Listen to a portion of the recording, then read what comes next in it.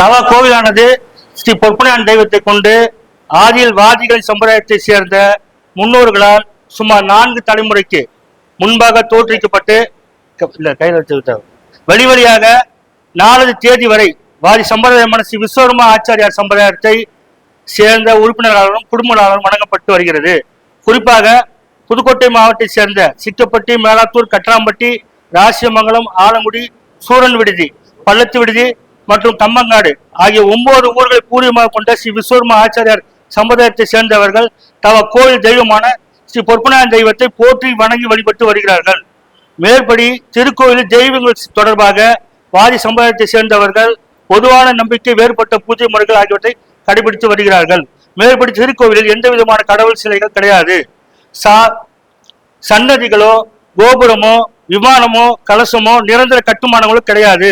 வாதி சம்பிரதாயத்தை சேர்ந்த முன்னோர்களால் வழிபட்டு வந்த இடத்தில் தற்போது ஒரு நிரந்தர கட்டிடம் அமைக்கப்பட்டு அதன் உள்ளே சுவற்றில் ஒரு வளைவு அமைக்கப்பட்டு அந்த வளைவுக்கு உள்ளே இந்த திருக்கோயில் தெய்வமான ஸ்ரீ பொற்பனையான் இருப்பதாக வாதி சம்பிரதாயத்தை நம்பி சேர்ந்தவர்கள் பொதுவான நம்பிக்கையுடன் வழிபாடு நடத்தி வருகிறார்கள். மேற்படி திருக்கோயிலில் வாதி சம்பிரதாயத்தை சேர்ந்தவர்கள் கடைபிடிக்கப்பட்டு வரும் பூஜை முறைகள் முற்றிலும் வித்தியாசமானதாகும்.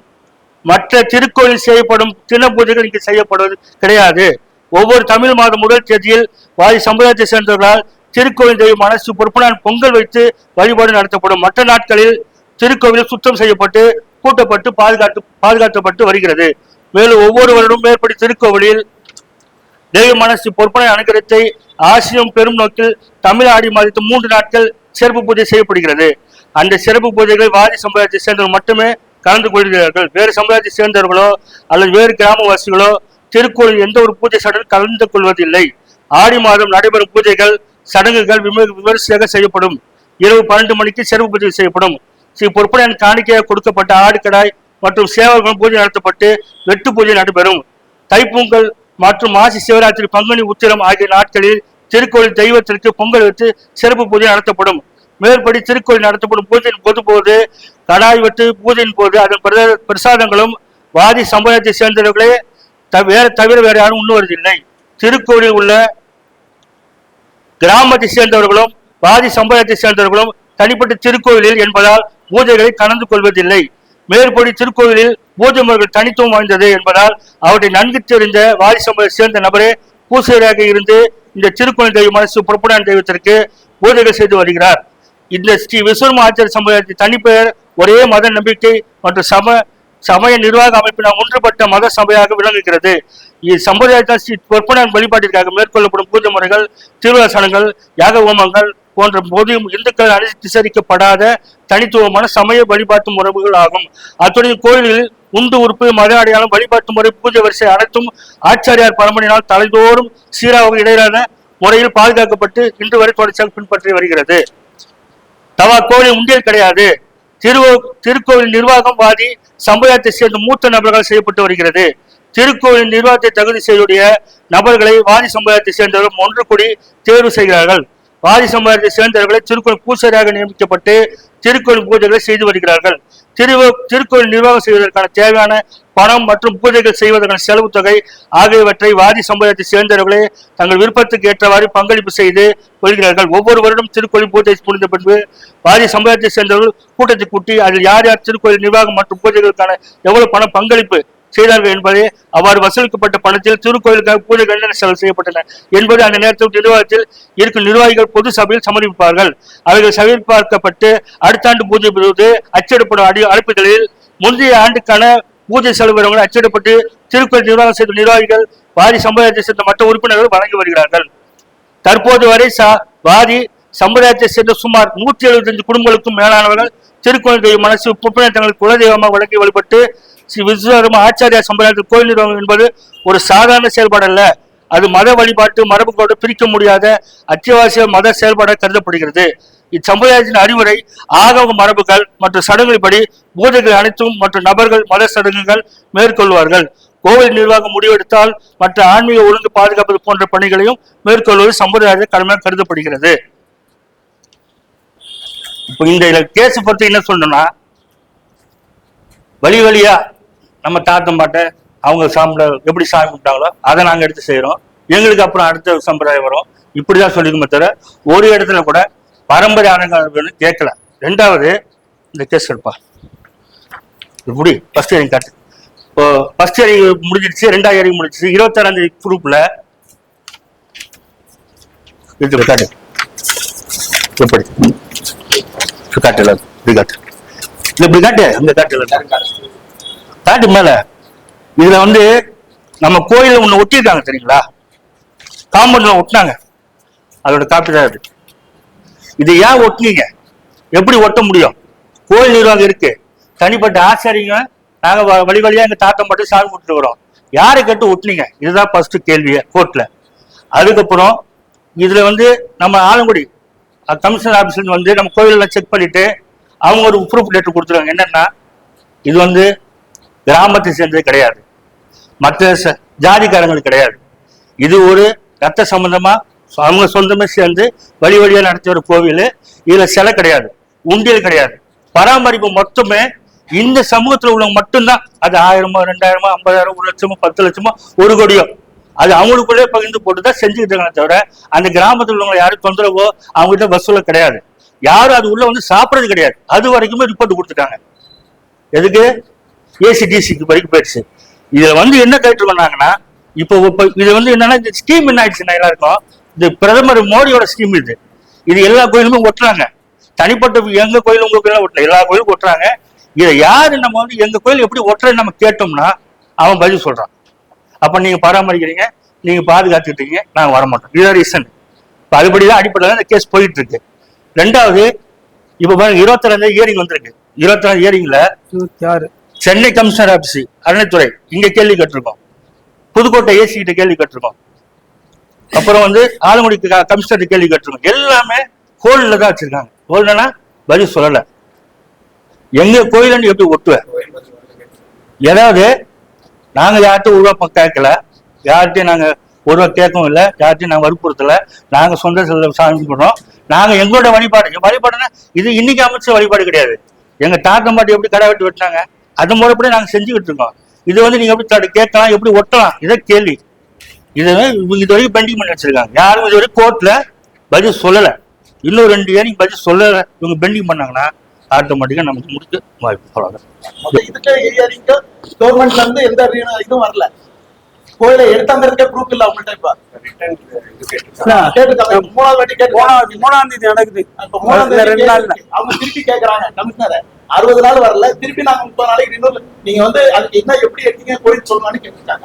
அதுக்கு அவங்க பதில் சொன்ன பிறகுதான் இந்த கேஸ் நம்ம கரெக்டா கிளியர் பண்ண முடியும். இது நம்ம செவத்துல காமெண்ட்ஸ்ல ஒட்டுறாங்கன்னு பயப்பட வேணாம். இது எத்தனை தடவை ஒட்டினாலும் சரி நம்ம பயப்பட வேண்டிய அவசியமே இல்லை. ஏன்னா சிவில் கோர்ட்ல கேஸ் நடந்துட்டு இருக்கு. இது வழக்கறிஞருங்க நாங்க இதை பார்த்துக்கிறோம், கேள்வி கேட்டுக்கிட்டு தான் இருக்கோம்.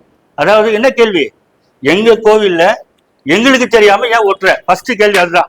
எங்களுக்கு நிர்வாகம் இருக்கு. இப்ப நிர்வாகம் யாருக்கு நீ இருக்கல, கோயிலுக்குள்ள நிர்வாகம் இருக்குல்ல, அவங்களை கான்டாக்ட் பண்ண. நீ எப்படி ஒட்ட முடியும் சுயத்துல? எங்க வீட்டு கோயில்ல நீ எப்படி ஒட்டுவ? ஃபர்ஸ்ட் யாரு கட்டு ஒட்டின? அதுதான் கேள்வியே ஃபர்ஸ்ட் ஆஃப். ரெண்டாவது தெளிவுபடுத்திருக்கோம். என்ன தெரியுமா தெளிவுபடுத்திருக்கோம்? பரம்பரையே நாங்க சாமி கும்பிடுறோம், வேற யாரும் உள்ள கிடையாதுங்க. யாரும் சாப்பாடு கூட நாங்க போடுறது கிடையாது, யாரும் சாப்பிடுறது கிடையாது. நாங்க சமைக்கிறோம், நாங்க சாப்பிடுறோம், நாங்க கடை விட்டுறோம். அந்த கடாவை நாங்க பணம் கொடுத்து வாங்குறோம். எங்களுடைய சம்பளம் பணம் கொடுத்து வாங்குது. வெளியே வந்து யாரையும் ஒரு கலெக்ஷன் பண்ண கிடையாது. இது உண்டியல் கிடையாது, சிலை கிடையாது. இதுக்கு ரெண்டாவது 400 பக்க காப்பி நம்ம கொடுத்துருக்கோம் கோர்ட்டுக்கு. 400 பக்க காப்பி கொடுத்துருக்கோம். இந்த காப்பி தமிழ்நாடு துறை ஏசிடிசி சென்னை கமிஷனர் வரைக்கும் இந்த ஒரு 4 கிட்டத்தட்ட 2500 காப்பி நான் பிரிண்ட் பண்ணியிருக்கேன். அப்படி போட்டு கொடுக்கறதுக்கு இந்த காப்பி செட்டு. இதுல இது வரைக்கும் நம்ம நடைமுறையில் உள்ள எல்லா டாக்குமெண்ட் எல்லாமே இதுல கொடுத்துருக்கோம். இடத்தோட வரி, இடத்தோட ஒரு கரண்ட் பில்லு, அப்புறம் வீட்டு வரி, எல்லாமே நம்ம கோயிலோட போட்டோ, அந்த உள்ள இருக்கிற அந்த ஆட்சி சிலையில அதுக்கு உறுதிப்படுத்துறதுக்கு எல்லாம் செக் பண்ணிட்டு அவங்களும் போட்டோ எடுத்து போயிருக்காங்க. அந்த போட்டோ காப்பிய நம்ம டோட்டலா இந்த மாதிரி ஒவ்வொரு ஆபீஸ்லயுமே கொண்டு நம்ம கொடுக்கல, அட்வொகேட் மூலமா போய் சேர்ந்துருக்கு. இதுக்கு யாரும் இது வரைக்கும் ரிட்டர்ன் ஸ்டேட்மெண்ட் கொடுக்கல. எல்லாம் ஹோல் பெண்டிங்ல தான் இருக்கு. அப்ப ஜட்ஜி கிட்ட இன்னும் அடுத்த இயரிங் 3ஆம் தேதி நாளானிக்கு வருது, செவ்வாய்க்கிழமை வருது நம்மளோட கோயிலோட இயரிங். இப்போ 26ஆம் இயரிங் வரைக்கும் கவர்மெண்ட்ல இருந்து எந்த பதிலும் கிடையாது. யார் எடுத்தோங்கிறதுக்கு ரீசன் சொல்ல முடியல. நாங்க எங்களோட கோவில் சொல்றதுக்கு எல்லா ரீசன் நாங்க கொடுத்துட்டோம். எது எங்க கோவில் தான் இது, பரம்பரை நாங்க தான் கவனிக்கிறோம், நாங்க தான் செய்யறோம், நாங்க தான் பண்றோம். இதுல யாரோட ஒத்துழைப்பு வெளியில இருந்து யார்கிட்டயும் நாங்க வாசலும் பண்றது இல்லை, யார்ட்டையும் கேட்கறது கிடையாது. எங்களுடைய ரத்த சொந்தத்துல மட்டும்தான் கலந்துக்கிறோம். அவங்க இருந்து பணத்தை வாங்குறோம், அவங்க வந்து நாங்க பூஜை போடுறோம், நாங்களே திறக்கிறோம், நாங்களே பூஜை போடுறோம், நாங்களே போயிடுறோம். இதுதான் ஸ்டேட்மெண்ட். இதுக்கு அட்வொகேட் எல்லாம் ஃபுல் டீட்டெயிலா கொடுத்தாச்சு. நம்ம சைடு இப்ப நம்ம சைடுல இருந்து டோட்டலா கொடுத்தாச்சு. ஒரு மைனஸ் பாயிண்ட் கூட வைக்கல. அதாவது 603 எடுத்துக்கலாம், பரம்பரை ஆளுங்களுக்கு போடலாம், அந்த வார்த்தைக்கு இடம் இல்லை. அதான் அடிச்சு சொல்றேன் எல்லாத்தையும் உங்ககிட்ட. பரம்பரை ஆளுங்களுக்கு வேணும் சத்தியமா கேட்கல, இதுல கிடையவே கிடையாது. 1% நம்ம கேட்கல. 100% கோவில் எங்களோடது. இது முடிச்சு தரதுக்கு ஏற்பாடு பண்ணிட்டு தான் இருக்கும். இதுல யாரும் பயப்பட வேணா, முடியும். இதுவரை எந்த கைட் ஆஃபீஸர் ஏசிடிசியோ நமக்கு ரீப்ளை பண்ண முடியல, பண்ணல. ரெண்டாவது அவங்க இந்த ஆலங்குடியிலேருந்து ஆல்ரெடி ஒரு 9 பேர் கையெழுத்து போட்டிருக்கோம். நான், நடராஜி, கிருஷ்ணமூர்த்தி, அவர் குழந்தைங்க, அப்புறம் திருநாக்கரசு, 9 பேர் என்ன கையெழுத்து போட்டிருக்கோம். இதில் கோர்ட்டில் என்ன சொல்லியிருக்கோம் அதை அப்லோட் பண்ணிட்டாங்க. அது ஆலங்குடி ஆஃபீஸரு அறநிலைத்துறை அந்த அம்மா அப்லோடு பண்ணி கையெழுத்து போட்டு சீல் அடித்து ஏசி அனுப்பிச்சிட்டாங்க. என்னென்னு இது நான் செக் பண்ணிட்டேன், இது அவங்களோட கோவில் தான், அவங்க தான் வழிபாடு பண்ணுறாங்க, அவங்க சொந்த செலவில் செய்கிறாங்க அப்படின்னு அவங்க ரிப்போர்ட் கொடுத்துட்டாங்க. இதுதான் இது வரைக்கும் நடந்த ஸ்டேட்டஸ். சரிங்களா? ரெண்டாவது,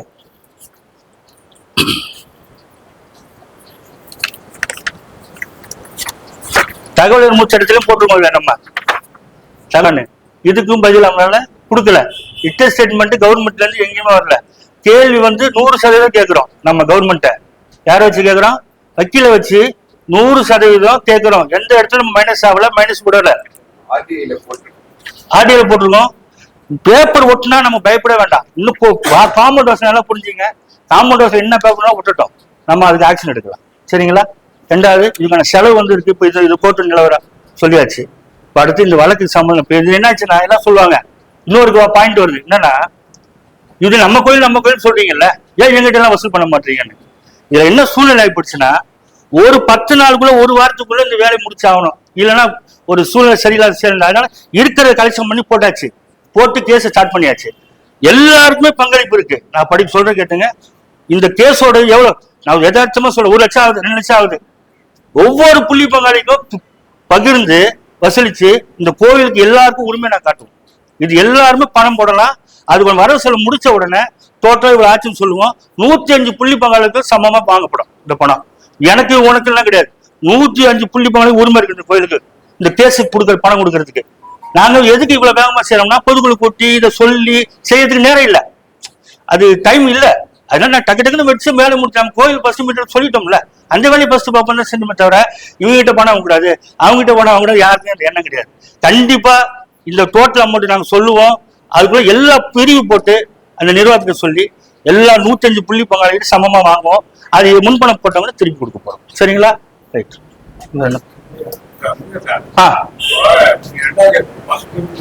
ஆமா, கூட அவரு இருந்தாரு. உங்களுக்கு தெரியுமாங்க? நீங்களே பேசுங்க. இல்ல அது என்ன ரீசன்? அது சொல்லுங்க. அந்த கேஸ வந்து எடுக்கணும்னு நாங்க இது பண்ணோம். அந்த கேஸ் எடுக்கிறதுக்கு முன்னாடி ஒரு சரவணன், முக்கியமான சரவணங்கிறது ஒரு சாமி கோயில், அவருக்கு நிர்வாகி. ஆமா, அவர் வந்து எல்லாரும் என்ன சொன்னாங்கன்னா, ஃபர்ஸ்ட் நம்ம போட்டோம்னா ஏமாத்துறாங்க, கோயில் போயிடும் போது நம்ம வெளியே எடுக்கணும் கோயில்னு கேட்டாங்க. அதுக்கு வந்து எல்லாரையும் கூப்பிட்டு வச்சு கேட்கும் போது ஒரு தரப்பு வேணாங்க அனுமதி கேட்கிறாங்க, இன்னொரு தரப்பு வந்து கோயில வெளியே எடுக்கலாம்னு கேட்கிறாங்க. இதுக்கு கேட்டு இது பண்ணும் போது அது வந்து அவரை கூட சேர்ந்து 5 பேரு ஃபர்ஸ்ட் பேசணும், 11 பேர் அதுக்கு கையெழுத்து போட்டு எல்லாரும் ஒரு இதா சேர்ந்து கோயில்ல இருந்து அதுக்கு எடுத்து ஒரு கேஸ் போட்டோம். இல்ல நான் சொல்றேன், அந்த கேஸ் போட்டோம், அந்த கேஸ நம்ம போட்டோம். கேஸ என்ன பண்ணோம்னா, கோயில் எங்களுக்கு வேணும் தெரியாம அருங்காவலர் போட்டாங்க. எங்களுக்கு அருங்காவலர் வேணும், எங்க கோயில் எங்களுக்கு வேணும் நாங்க போட்டோம். இந்த கோயில் போட்டு எடுக்கும் போது என்ன ஆச்சுனாங்க, அதுக்கு வந்து இவர் வந்து அந்த இவரு வந்து வக்கீலிட்ட பேச முடியல.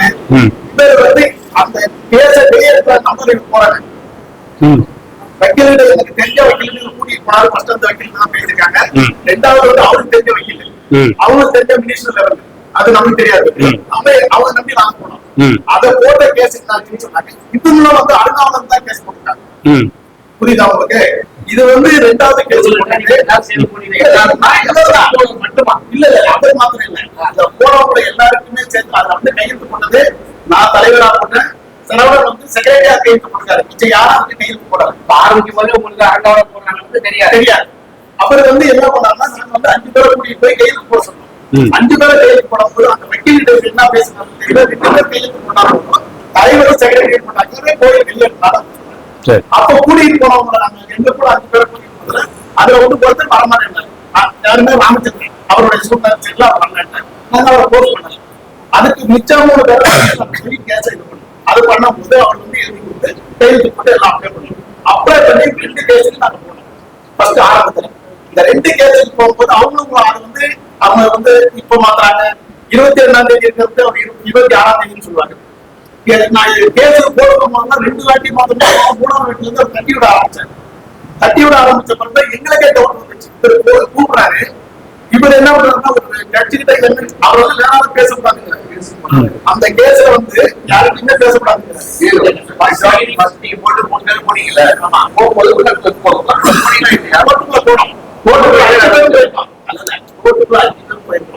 அவங்க போனப்ப என்ன கேட்டாங்க, நீங்க ஃபர்ஸ்ட் எல்லாரும் பேப்பர் சப்மிட் பண்ணிருப்பாங்க. முதல்ல 2வது பேப்பர் சப்மிட் பண்ணும்போது இது குப்பனான் கோயில் குப்பனான் கோயில் நாகத்தை எப்படி இந்த கோயில் கேட்டாங்க.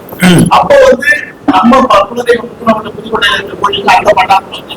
இது நம்ம வீடுன்னு சொல்றோம், அந்த கோயில் கிடையாது. அது பூர்வீகம்ல நாங்க ஒரு மண் எடுத்து வச்சு அந்த இடத்துல சொல்லிருக்காங்க வீடு கோயில் கிடையாது அப்படின்னு சொல்லி. அப்ப ஏன் மாத்திரம் இதுக்கு மூணாவது கேஸ் வாங்க இப்ப என்ன பண்ணிட்டாங்க, நான் தான் கேஸ் கூட்டிட்டு போறேன். எனக்கு ஒரு நாள் கூட என்ன பண்றாங்க, சாயங்காலம் சொல்லுவாங்க கேஸ். ஆக்சுவலி எங்க ஃபர்ஸ்டே கன்ஃபியூஸ் பண்ணதுன்னா இந்த கேஸ் நடக்கும்போது அந்த இயற்கைக்கு டேட் சொல்லுவாங்க. அந்த டேட்டை சொல்லவாங்க கட் பண்ணாங்க. அப்புறமே எங்களுக்கே டவுட் எழுதி கட் பண்றாங்க. அவங்க சாயங்காலம் சொல்லுவாங்க. இவரை போகாம என்ன கட்டிக்கிட்டு இருக்காரு, அது என்ன தெரிஞ்சு அது கடை எனக்கு தெரியாது உள்ள நான். அப்புறம் நான் இது பண்ண முடியும் என்ன பண்ணிட்டாரு, எனக்கு அவர் தலைவர் மேலா கமிஷனர் பேசுறாரு, மேலா டைரக்டர் இந்த வக்கீல் பேசுறாரு. அவரு ஒரு வாட்டி தலைவர் கன்ஃபியூஸ் ஆகி ஸ்டிக்கர் எடுத்து அவரு எடுத்துருவாங்க. அதையும் ஒரு கூட ஏன்னா இவர் இன்னொரு கன்ஃபியூஸ் பண்றாங்க. இவர் போய் டைரக்டா பேசுறாரு, எல்லாத்தையும் பணம் கொடுத்து பேசுறாரு, கேஸ் வாபஸ் செய்வாங்க சொல்றாங்க. ஆரம்பிச்சாரு இதை அப்படி இல்லாதமா கோயில் நீங்க இந்த கோயிலுக்கு போய் நீ இதுக்கு எடுக்காது நல்லது இந்த கேஸ் நல்லபடியா கோயிலுக்கு எனக்கு அவர் செக்ரட்டரி போஸ்ட் கொடுத்தா அந்த செக்ரட்டரி போஸ்ட் யாரு போடணும்னா பழைய செக்ரட்டரி கையெழுத்து போடணும்னு கேட்டார். புரியுதா? பழைய செக்ரட்டரி நான் சொன்னது என்ன சொன்னா பழைய செக்ரட்டரி கேஸ் கோயில் வெளியே கேஸ் போட்டு நம்ம சேர்த்தோம். நீ பழைய செக்ரட்டரி கையெழுத்து போடுறாங்க நான் நம்ம முடிவுல தொடங்கி அப்படின்னு கேட்கும் போது உடனே கிருஷ்ணமூர்த்தி சொல்லுங்க என்ன சொல்றாங்க, நீ பண்ண காசு போச்சு அப்படின்னு சொல்லி இந்த கோர்ட்டுக்கு என்ன நீங்க சர்வ் பண்ணிருக்கீங்க காசு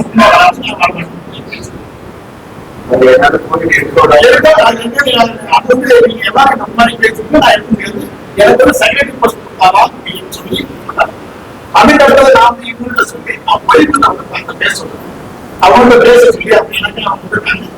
நம்ம மக்கள் நல்ல பேசணும் தான் போனது. இந்த கோயில எல்லாருக்கும் நான் உள்ள போய் சாமி யார் பேசி கேட்டாலும் நம்ம உள்ள போய் விளையாடலாம். அந்த சாமி அதுக்கப்புறம் நான் போயிட்டு பேசுறது என்ன கேட்டாங்க பேசுறேன். நீங்க 6000 ஏன் வாபஸ் நீங்க அந்த பேசுறாங்க அந்த மாதிரி சொல்லி என்ன சொல்றாங்க அந்த அம்மா சொல்றாங்க. அவங்க அந்த அம்மா என்ன பண்ணிருக்காங்க, அவருக்கு நீங்க செக்ரட்டரி போஸ்ட் கொடுத்தாதான் வருவாங்க. சும்மா அவர் செக்ரட்டரி போஸ்ட் அவர் சும்மா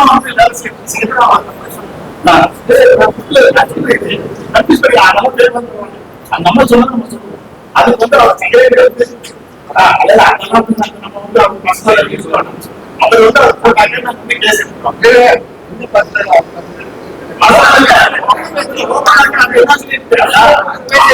அவர் என்ன சொல்லுவாங்கன்னா அவர் செக்ரட்டரி ஆரம்பத்துல இருந்து ஒரு கருப்பு தூக்கி போன மாதிரி தூக்கி கொடுத்துருந்தாரு. அவர் வருவாரு ஆடுவாரு தூக்கி கொடுத்துருக்காரு. சேர்த்து சேர்த்து மாட்டாரு. எங்களுக்கு அந்த நிர்வாகத்தோட செக்ரட்டரி கொடுத்து நாங்க போர்க்கால கையெழுத்து பண்ண செக்ரட்டரி அந்த உண்மை கிடைச்சா கேஸ் புரியுதா? அதோட திருப்பி அவனை கேட்கும் அந்த கேஸுக்கு வரதுக்கு முன்னாடி வக்கீல் எங்களுக்கு ஒரு எக்ஸாம்பிள் கிடைச்சலாம். அந்த அம்மா என்ன சொல்லுங்க, இந்த கேஸ் வந்து வித்ரா பண்ணணும் அவர் ட்ரை பண்ணிட்டு இருக்காரு. நீங்க டைரக்டா அவர்கிட்ட பேசிட்டு தஞ்சாவூர் வாங்க, உங்களை பேச உங்களுக்கு பிடிக்கலன்னு சொன்னா கேஸ் ரிட்டர்ன் ஆயிடும். இல்ல வந்து கேஸ் நடத்தணும்னு சொன்னா அவங்க நீங்க 2 பேரும் பேசிட்டு பண்ணாங்க. அவங்க வந்து சகோதரர் ரொம்ப டார்ச்சர் பண்றாங்க, என்ன சாப்பிட மாட்டேங்கிறா, இது பண்ண மாட்டேங்கிறாங்க, நீங்க பண்ண கேஸ் நடத்துங்க அப்படின்னு கேட்டப்ப நான் சொன்னேன், இல்ல அம்மாடி நீங்க பண்ணாதீங்க, இதுல கோயில் கேஸ்.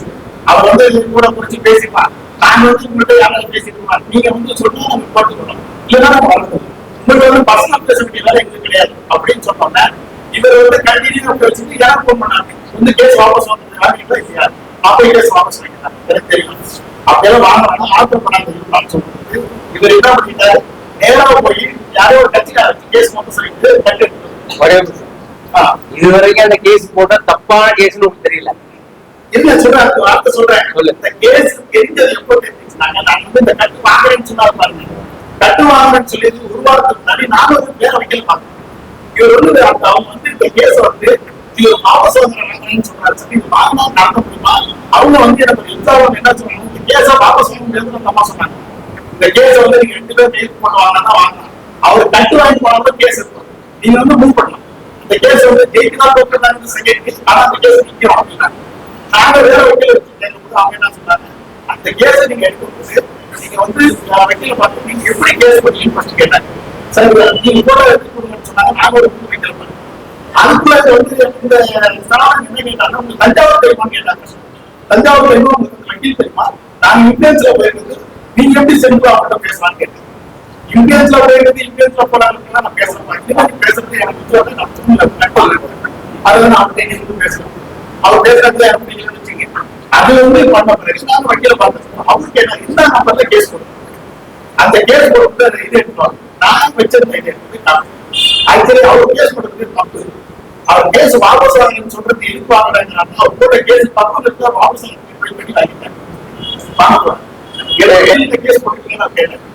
நாங்க என்ன பண்ணோம், அவர் தஞ்சாவூர் அவர் வந்து கேட்கும்போது அவர் என்ன பண்ணாரு, நான் வக்கீல் நான் பேசுறேன், நான் நம்பர் இந்த வக்கீல் வந்து அவர் வந்து தஞ்சாவூர் வக்கீல் எனக்கு தெரியும், நம்ம இப்பதான் வந்து இந்த இது பண்ணிட்டு 3 வருஷம் ஆகிட்டோம்னா வந்து பேக் பண்ணி இப்பதான் நம்ம வெளியே பண்ணிட்டு அவர் வந்து இளையராஜா வந்து அவர் வந்து கேட்டார், அவர் தான் இளையராஜா நம்பர் கேட்டார். அப்போ உங்களுக்கு என்ன கேஸ் கேஸே கேஸ் என்ன மாதிரி போட்டு அவர் வந்து அதோட கேஸ் அது சொல்லி 2 நாள் இல்லை. நான் வந்து வக்கீல் கேட்கும்போது சில பேர் செக் பண்ணி பார்த்துட்டு கேஸ் இல்லை, இது வந்து நீங்க போறீங்க வந்து திருப்பி அழகாக இந்த மேட்டரோட சொல்லும் போது நீங்க சரவணோட கேஸ்ல 2 வாய் அட்டன் பண்ணிருக்கீங்க. தப்பான கேஸுக்காக வந்து HRH உங்களுக்கு வாய்தா கொடுக்குது. வாய்தா கொடுத்ததுல ஃபர்ஸ்ட் வாட்டி என்ன ஆச்சு தெரியுமா, ஃபர்ஸ்ட் வாட்டி கேஸ் போட்டு இவர் வந்து டேட் கொடுத்து போனாங்க. டேட் கொடுத்து போகும்போது வந்து அவங்க என்ன கேட்டாங்க, பேப்பர்ஸ் ஃபர்ஸ்ட் எல்லாம் சப்மிட் பண்ணுங்க, இன்ஸ்பெக்டர் என்ன பேப்பருக்கு சப்மிட் பண்ணுங்க, நீங்க இந்த ஒட்டியத்தை பார்த்து நீங்க காமிச்சீங்கன்னா அந்த எதிர்பார்க்க சொன்னாங்க. முதல் வாட்டி அடுத்த வாட்டி எடுத்து போகும்போது அவங்க நம்மளால உண்மையில அவங்க அமிச்சாக அப்படின்னு சொல்லி 2வது வாட்டி சொன்னாங்க. அந்த 2வது வாட்டி அம்மாக்காக வெயிட் பண்ணோம். அவர் தெரிஞ்சு போய் வக்கீல்கிட்ட போய் நம்ம வந்து இன்னொரு என்னன்னா, அவர் வந்து வக்கீல்கிட்ட இவர் வந்து கேஸ் என்ன பேசிருக்காரு பேசுறது வந்து டெய்லி போல பேசிட்டு நமக்கு தெரியாது. அவங்கள்ட்ட சொல்லவே தனிப்பட்ட வக்கீல்கிட்ட பேசி அவர் முடிவு எடுத்துக்கிறாங்க. அவர் எப்படி முடிவு எடுத்துட்டாருன்னா, நீங்க எப்படி வந்து பேசலாம், வக்கீல்கிட்ட நீங்க பசங்களா எப்படி பேசலாம், தலைவர் எப்படி பேசலாம், கேஸ் கொடுக்கலாம், என்ன வந்து நீங்க எப்படி போல பேசுறீங்கன்னு கேட்கும்.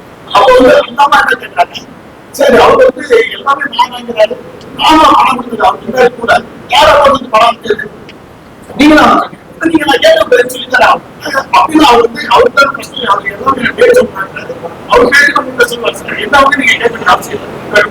அப்பதான் வந்து எங்களுக்கு டவுட் வர ஆரம்பிச்சு, எதுக்கு தற்போது எங்களுக்கு தெரியல. அடுத்த வருஷம் பார்க்க மட்டும் யாருமே தெரியும்.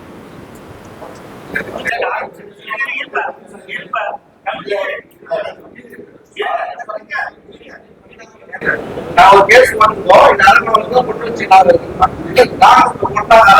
மட்டும் நான் கோயில் பத்திரிகை கொடுக்கும் போது நீங்க என்ன சொன்னீங்க, இது வந்து இதுக்கு அரங்காம வேண்டாம், நாங்க எடுத்து உங்க பொருட்கள் நீங்க சரௌண்ட்ல சொன்னா அப்படியே நம்ம சரௌண்ட் சொன்னோம், சரவணன் நம்பவே முடியாது, சரவணன் பேச்சு எடுக்கவே முடியாது அப்படின்னும் போது நீங்க தான் சொன்னீங்க நான் பொறுப்பு எடுத்து அதான் பண்றேன் அப்படின்னு சொல்லிருக்கீங்க. ஓகேவா? இது வரைக்கும் பட்டி முடிஞ்சிச்சு. அப்ப அந்த ப்ராப்ளம் வந்துச்சு, வாங்கிட்டாரு. இதை நீங்க எல்லாரையும் கூப்பிட்டு சொல்லிருக்கீங்க. சொல்லிட்டு மூணாவது இப்ப இந்த கேஸ் போட போறோம், மூணாவது ஒரு கேஸ் போட போறோம் அப்ப நீங்க எல்லாரும் வாங்க பட்டரா சொல்லிருக்கீங்கல்ல.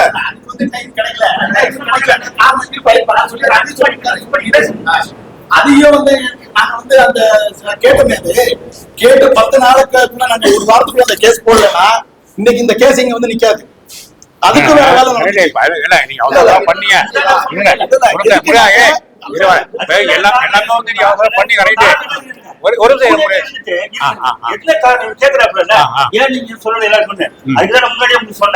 சூழ்நிலை வந்து ரொம்ப பிரஷரா இருந்தது. ஒருத்தர் வந்து தப்பு பண்ணிட்டாரு, தப்பு பண்ணது அப்புறம் அவர் எப்ப கூட்டி கேட்டுக்கலாம், சரி பண்றதுக்கு வேற ஃபர்ஸ்ட் செய்யணும். இப்ப நீ கேக்குறல, நீ கோயில மீட் எடுத்து சொன்னீங்களே, எப்படி எடுத்து எப்படி நான் எடுத்தா போய் கண்டிப்பா கேட்டுக்கிறேன் எல்லாருமே. அந்த கேள்விக்கு வரக்கூடாது. அதுல நாங்க சொல்றோம் செலவு வந்து பார்க்கக்கூடாது ஃபர்ஸ்ட், அப்புறம் முன்னாடி எக்ஸ்பிளைன் பண்ணிடுறேன். என்ன சொல்றீங்க, இந்த கோர்ட்டு செலவானது எல்லாருமே சமமா கொடுக்கறது உரிமை இருக்கே பாப்போம்னு சொல்றேன். ஆனா இந்த ஒரு வாரத்துக்குள்ள எங்களுக்கு இந்த வேலை முடிச்சே ஆகணும். ரெண்டாவது அவர் என்ன சொன்ன, ரெண்டாவது கேஸ் எப்படி தப்புன்னு கண்டுபிடிச்சு சொன்னாரு தெரியுமா? மூணாவது போகும்போது நாங்க பேசுறோம், நீங்க என்ன நீங்க கேஸ் போட்டீங்க சொல்லுங்க. எங்களை கேட்க நாங்க என்ன சொல்றோம், எங்க எங்களோட கோவிலுங்க நாங்க பரமாவதா நாங்க கோயில வீட்டு கொடுத்துருங்க. இதைதான் நாங்க 5 பேருமே சொல்லிட்டே இருப்போம். அவர் என்ன சொல்றாரு, என்னங்க நீங்க 5 பேரும் ஒரே பேர் சொல்றீங்க, கேஸ் கட்ட வேற இருக்கீங்க, அது உங்களுக்கு தெரியுமான்னு கேட்டாரு. அவர் சொன்ன வார்த்தை நீங்க 5 பேரும் பேசிட்டே கேட்கற, நீங்க என்ன கேஸ் போட்டீங்க சொல்லுங்க. ஏங்க எங்க கோயில் எங்களுக்கு வேணுங்க, எங்களுக்கு பரமாவதம் வேணாங்க, அழுத்தமா சொல்லிக்கிட்டே இருக்காங்க, எங்களுக்கு கோயில மீட்டு கொடுத்துருங்க அப்படின்னு கேஸ் போயிட்டு இருக்கோம். அவரு 3 மாசம் முடிச்சிருந்தாங்க சொன்னாரு. ஆனா அதுக்குள்ள கடைசியா அவரு விலகுறாரு. என்ன காரணம் எனக்கு தெரியல. நீ உங்களை வச்சு ஒரு காம்பரேஸ் பண்ணி பார்த்தோம் வீட்டுல. என்ன சொன்ன பதில் வந்து ஏங்க போறீங்க, பேசிக்கலாங்க, பண்ணிக்கலாங்க, முடிச்சிடலாங்க சொன்னோம். இல்லங்க இல்லங்க சொல்லிட்டு இது போட்டிட்டாரா இல்ல, இது நடந்த விஷயம். அவருக்கு முன்னாடி இது அட்வொகேட் சொல்றாரு. என்ன சொல்றாரு, நீங்க 5 பேரும் ஒரே மாதிரி சொல்றீங்க, பரமாவதம் வேணாம் வேணாம் வேணான்றீங்க, கேஸ் கேட்ட அந்த மாதிரி இல்லவே இல்லங்க, பரமாவதம் தாங்க நியமனம் கேட்டிருக்காங்க அவர் அடிச்சு சொன்னாரு. அதுக்கப்புறம் தான் எங்களுக்கு வந்து இந்த கேஸோட தன்மை புரிஞ்சது, ஏன் ஓடு வெளியே கேஸ் விட்டு வெளியே போறாங்கிறத உணர்ந்து சொன்னாங்க. அதுக்கப்புறம் வேற வழி இல்ல. இப்போ அவசர அவசரமா நம்ம கேஸ் ஃபைல் பண்ணி ஆகணும், நீ போய் தான் ஆகணும். அவங்க போறதுக்கு தப்பு சொல்ல வரல. ஆனா இவ்வளவு தூரம் நடந்தது வந்து செக்ரட்டரி இருக்காரு, காரணமா இருக்கா செக்ரட்டரி தூதல் இருக்காரு, கோயில் ஆசிரியர் ஒரு 5 பேர், நாங்க 5 பேர் உறுப்பினர் இருக்க முடியாது. அவங்க கூப்பிட்டு நீங்க போன்ல போற மாதிரி ஆச்சுப்பா, நாங்க வேற 3ஆவது கேஸ் ஃபைல் பண்றப்பா அப்படின்னு ஏன் நிர்வாகியா தெரியப்படுத்த மாட்டேங்கிறீங்க? தெரியப்படுத்த சூழ்நிலை பண்ணி கேட்கிறாரு. ஒரு மாதிரி தான், ஒரு 10 நிமிஷம் தான், 5 பேர் செக்யூரிட்டிக்கு இவங்களுக்கு என்ன சொல்யூஷன் அது பேசிக்கலாம்ப்பா, நீங்க சொல்லுங்க. புரியுதா உங்களுக்கு? முத மாதிரி 2வது மாதிரி ஆயிட்டு கூடாதுன்னா நாங்க வந்து அவ்வளவு அலைஞ்சது. அந்த அலைஞ்சு கேஸ் வரும்போது இன்னொன்னு என்னன்னாக்கா, அதுல வந்து நம்ம சரியா வருமா ஒரு வழி என்ன சொன்னார்னா, இருங்க நான் ஒரு நிமிஷம் பேசுறேன், நீங்க பேசுங்க. இந்த இத வந்து எப்படி நம்ம உள்ள கொண்டு போனோம்னா நம்ம கையில செய்ய முடியுமான்னு ட்ரை பண்றதுக்கு தான்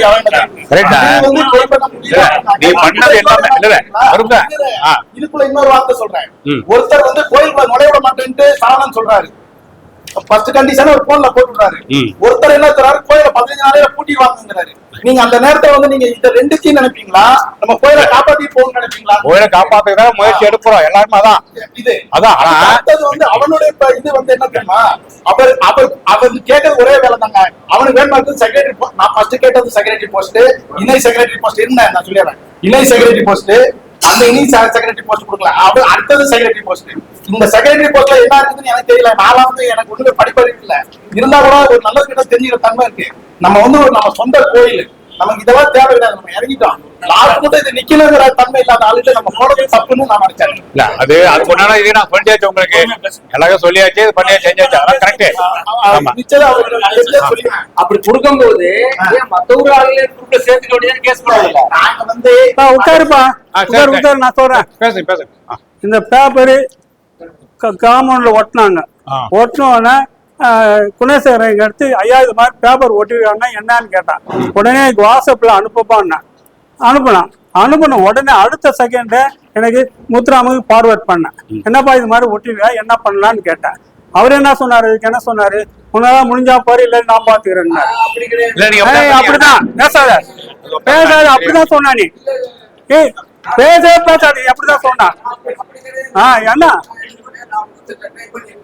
நான் ஒருத்தர் கேட்டிருக்கேன். இல்ல இல்ல. நீ எடுத்த உடனே ஃபர்ஸ்ட் எடுத்த உங்களால முடிஞ்சா பாரு, இல்ல நான் பாக்குறேன்னு. அதனாலதான் நான் சரவணனை கூப்பிட்டேன். அப்ப இது மாதிரி இது ஒய்ஃபுக்கு எல்லாரும் பழக்கம் இருக்குதுப்பா, கொஞ்சம் சொல்லுப்பா, இது மாதிரி கேஸ் வெளியெடுக்கிறதுக்காக ட்ரை பண்ணேன். ஆனா நான் சொன்னா செய்யாது, அதனால ஒய்ஃபு நம்பர் தரேன், நீங்க பேசுங்கன்னா. நான் ஒய்ஃபு நம்பர் இருக்குது கேரளா செல்விகிட்ட பேசினேன். பேசி நம்ம கோயில நம்ம இருக்கா, வேற யாரும் எங்களுக்கு இருக்கா, நான் எடுத்துறேன். நான் ஆரம்பத்தில் எல்லாரும் சொல்றேன், எல்லாமே சொல்றேன். அப்பதான் நான் சரவணை கான்டாக்ட் பண்ணேன். என்ன சரவணா இது மாதிரி கோயில் வெளியெடுக்கணும், என்ன சொல்ல வேணாமா? அவர் என்னன்னு கேட்காரு, நான் பதில் சொல்லணும்ல. எதை கேட்கிறேன்? தெரியப்படுத்த எப்படி தெரியப்படுத்த? அவன் பத்தி பேசாதீங்கண்ணா, அவன் பேசவே பேசாதீங்க. ஆமா, எல்லாத்தையும் எல்லாரையும் கவுத்து போயிட்டா அவனை வந்து பேசிட்டு இருக்கீங்க.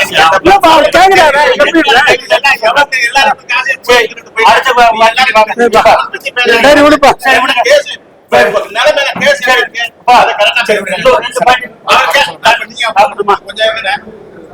அந்த அம்மா கேட்டு அவரு பேசாம உட்காந்துக்குவாரு, பேசாம உட்காந்துக்குவாரு. நாங்க எல்லாம் எந்த வேலை முடிச்சு கொடுத்தோம்னா கருவேப்பிள்ளை கிளி போற மாதிரி போட்டு போயிடுவாரு.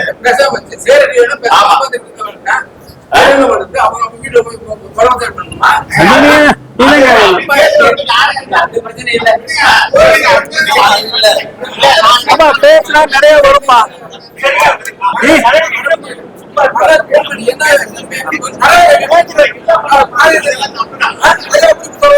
சரிம்மா, நீ பேசுங்க, இப்ப டைம் ஆகுது.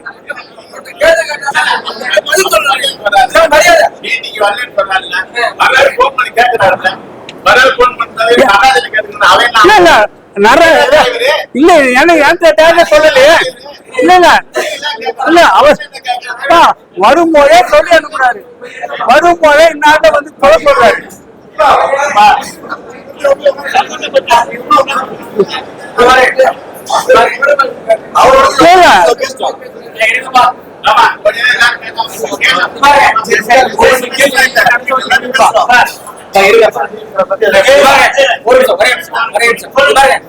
ஒரு வக்கீல தாண்டி இன்னொரு வக்கீல் போகும்போது போட சொல்லுவாங்க.